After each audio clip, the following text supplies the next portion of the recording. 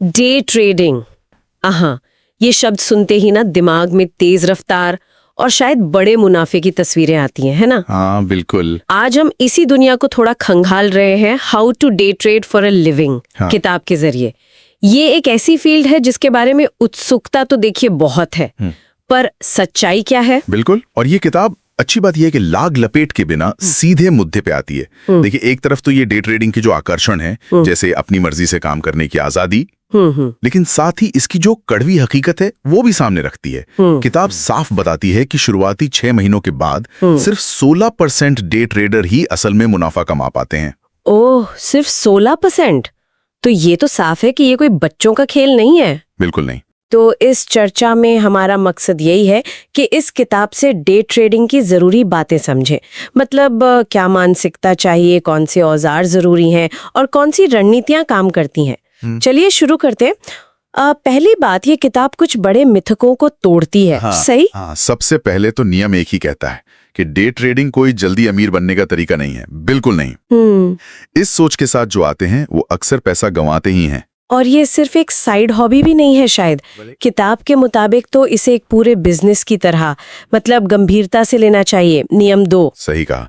अब दुनिया के सबसे तेज और चालाक दिमागों से मुकाबला कर रहे होते हैं। यहाँ एक का फायदा दूसरे का नुकसान होता है। तो ये तो काफी दबाव वाली बात लगती है। यकीनन। और इसीलिए लेखक इस बात पर बहुत जोर देते हैं कि भावनाओं में बहकर ट्रेडिंग करना वो घातक है। अच्छा। डर या लालच, इसमें लिए गए फैसले अक्सर गलत साबित होते हैं। सफल ट्रेडिंग में जज्बात की कोई जगह नहीं है। बिल्कुल। तो फिर सफलता की नींव क्या है?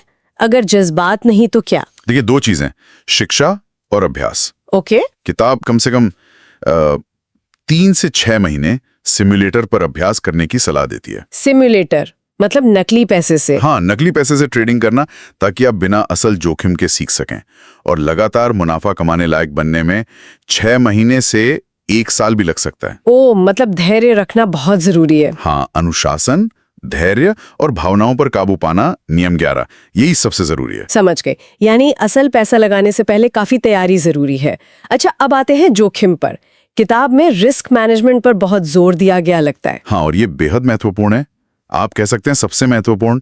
नियम 5 कहता है कि सफलता ऐसे एंट्री पॉइंट खोजने में है जहां नुकसान का खतरा कम हो और मुनाफे की संभावना ज्यादा हो। अच्छा। कम से कम 2.1 का लाभ हानि अनुपात होना चाहिए। 2.1। लेकिन क्या असली बाजार में हमेशा ऐसा मौका मिलता है? सुनने में तो अच्छा लगता है, पर क्या ये व्यावहारिक है? देखिए, हमेशा आसान नहीं होता, बिल्कुल। इसीलिए तो धैर्य रखना जरूरी है। लेकिन नियम 6 इसे और साफ करता है। ट्रेडर का असली काम ही जोखिम का प्रबंधन करना है, चाहे वो कितनी भी रणनीतियां क्यों ना जानता हो। और शायद सबसे अहम नियम, किसी भी एक ट्रेड में अपनी कुल जमा पूंजी के 2% से ज्यादा का जोखिम कभी ना लें। सिर्फ 2%? हाँ, ये आपकी पूंजी बचाने के लिए, मतलब सर्वाइवल के लिए जरूरी है। समझ गई। तो ठीक है, रिस्क मैनेज कर लिया। अब ट्रेडर्स मौके कहां तलाशते हैं? किताब में स्टॉक्स इन प्ले नियम 7 का जिक्र है। ये क्या चीज है? हाँ, स्टॉक्स इन प्ले, ये वो स्टॉक्स होते हैं जिनमें उस दिन कोई खास खबर होती है, अच्छी या बुरी, मतलब कोई मौलिक उत्प्रेरक, कोई फंडामेंटल कैटलिस्ट। ओके। और जिनका रिलेटिव वॉल्यूम असामान्य रूप से ज्यादा होता है, मतलब आम दिनों के मुकाबले उस दिन उनमें बहुत ज्यादा खरीद फरोख्त हो रही हो। अच्छा, तो सिर्फ ऐसे स्टॉक जिनका कुल वॉल्यूम ज्यादा है, जैसे मान लीजिए एप्पल, उन्हें ट्रेड करना काफी नहीं? बिल्कुल नहीं। जब तक कि एप्पल में भी उस दिन कोई खास खबर ना हो और उसका वॉल्यूम सामान्य से बहुत ज्यादा ना हो। स्टॉक्स इन प्ले अक्सर बाजार की जो ओवरऑल चाल है उससे अलग चलते हैं। और लेखक कम लिक्विडिटी वाले या पेनी स्टॉक से दूर रहने की सलाह भी देते हैं, क्योंकि उनमें हेर फेर आसान होता है और वो ज्यादा रिस्की होते हैं। ठीक है, और सही औजारों का होना भी जरूरी लगता होगा इस तेज रफ्तार खेल में। निस्संदेह, बहुत जरूरी। किताब एक अच्छे डायरेक्ट एक्सेस ब्रोकर जैसे इंटरैक्टिव ब्रोकर्स की जरूरत बताती है, जो आपको सीधे एक्सचेंज तक पहुंच दे। फिर एक तेज निष्पादन प्लेटफॉर्म जैसे डैश ट्रेडर, यहां मिलीसेकंड्स की कीमत होती है। जरा सी देरी और मुनाफा नुकसान में बदल सकता है। बाप रे। मार्केट स्कैनर्स और सही ऑर्डर टाइप चुनना भी अहम है। हाँ, आपने कहा ऑर्डर टाइप। जी। इसमें मार्केटेबल लिमिट ऑर्डर को प्राथमिकता क्यों दी जाती है? हाँ, मार्केटेबल लिमिट ऑर्डर, देखिए ये एक तरह का सुरक्षा जाल है। आप एक तय कीमत या उससे बेहतर पर ही खरीदते या बेचते हैं। ओके। लेकिन अगर बाजार भाव आपकी लिमिट प्राइस के पास आ जाता है तो ट्रेड के तुरंत एग्जीक्यूट होने की संभावना भी बढ़ जाती है।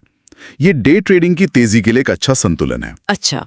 और हाँ, हॉटकीज, कीबोर्ड शॉर्टकट का इस्तेमाल तेजी से एंट्री और एग्जिट के लिए बहुत जरूरी है।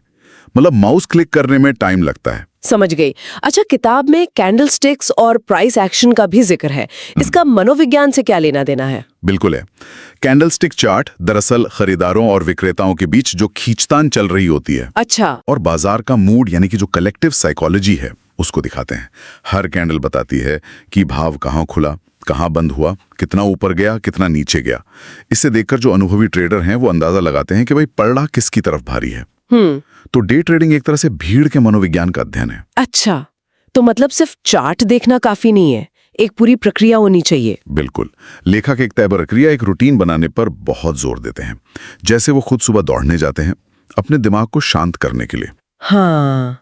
फिर अपने हर ट्रेड का विश्लेषण करना, जर्नल लिखना, हो सके तो वीडियो रिकॉर्डिंग करना। वीडियो रिकॉर्डिंग ट्रेड की? हाँ, स्क्रीन रिकॉर्डिंग। हाँ। ताकि बाद में देख सकें कि क्या सही किया, क्या गलत। और दूसरे ट्रेडर्स के समुदाय या किसी मेंटर से जुड़ना भी बहुत फायदेमंद होता है। अकेले सफर पर चलना मुश्किल हो सकता है। बात तो सही है। अच्छा, एक आखिरी सवाल। आजकल एल्गोरिदम और हाई फ्रीक्वेंसी ट्रेडिंग मतलब HFT का जमाना है। क्या इसने हम जैसे रिटेल ट्रेडर्स के लिए दरवाजे बंद कर दिए हैं? देखिए, किताब ये मानती है कि HFT ने ट्रेडिंग को मुश्किल जरूर बनाया है, इसमें कोई शक नहीं। लेकिन डरने वाली बात नहीं है। अच्छा। लेखक का तर्क है कि होशियार और अनुशासित रिटेल ट्रेडर्स अब भी कामयाब हो सकते हैं। उनकी सलाह है कि एक गोरिल्ला लड़ाके की तरह बने। गोरिल्ला लड़ाका मतलब सही मौकों का इंतजार करें और उन्हीं स्टॉक्स इन प्ले पर ध्यान दें जहां एल्गोरिथम का दबदबा शायद कम हो। तेजी से अंदर जाओ, अपना छोटा सा मुनाफा लो और बाहर आ जाओ। अच्छा, ये दिलचस्प है। तो कुल मिलाकर इस किताब से ये समझ आता है कि डे ट्रेडिंग एक बहुत ही गंभीर, ऊंचे दांव वाला पेशा है, मजाक नहीं है। बिल्कुल। इसके लिए जबरदस्त तैयारी, लगातार सीखने की इच्छा, सख्त जोखिम प्रबंधन और अटूट अनुशासन चाहिए। ये शौकिया करने वाली चीज तो बिल्कुल नहीं है। एकदम सही कहा। सफलता सिर्फ रणनीतियां जानने से नहीं मिलती, बल्कि उन्हें लगातार बिना भावनाओं में बहे लागू करने से मिलती है। प्रोसेस पर ध्यान देना अहम है, रोज के नतीजों पर नहीं, खासकर शुरुआती दौर में। और जाते जाते सोचने के लिए एक दिलचस्प बात छोड़ जाते हैं। लेखक बताते हैं कि कामयाब ट्रेडर्स अक्सर तिमाही नतीजों पर ध्यान देते हैं, रोज रोज नहीं। और उनके लिए एक अच्छा ट्रेडिंग दिन वो होता है जब उन्होंने अनुशासन बनाए रखा हो। जरूरी नहीं कि उस दिन मुनाफा ही हुआ हो। ये बहुत गहरी बात है। तो ये सोचो कि किसी भी मुश्किल हुनर को सीखते वक्त रोज के उतार चढ़ाव के बजाय अनुशासित प्रक्रिया पर ध्यान देना, ये हमारे सीखने के अनुभव को कैसे बदल सकता है, ये सोचने वाली बात है।